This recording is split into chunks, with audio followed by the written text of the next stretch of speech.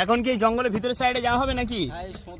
মানে এই সামনে যে সোঁত আছে এই সোঁতের ভিতর থেকে কিন্তু আমরা জঙ্গলের ভিতরের সাইডে যাব, দেখা যাক যে আজকে বাঘ দেখতে পাই কিনা। তো আকাশের উপরে দেখা যাচ্ছে কিনা বুঝতে পারছি না, বাট কত সুন্দর সুন্দর পাখিগুলো কিন্তু আকাশের উপরে ভেসে চলেছে। দেখো, দেখতে পাচ্ছ?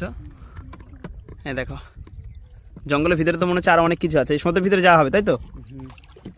আচ্ছা, সাবধানতা, একদম পুরো পরিপূর্ণভাবে সাবধানতা বজায় রেখে কিন্তু আমাদের কেউ আওয়াজ করবে না কিন্তু। হ্যাঁ, একে তো মানুষের গন্ধ পেলেই তো বাঘ ছুটে আসে।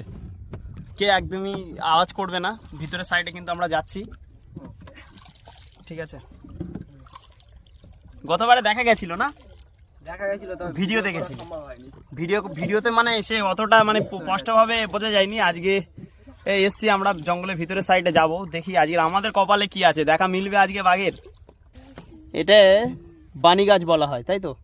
এটা কেওড়া গাছ। এটা কেওড়া। কেওড়া তো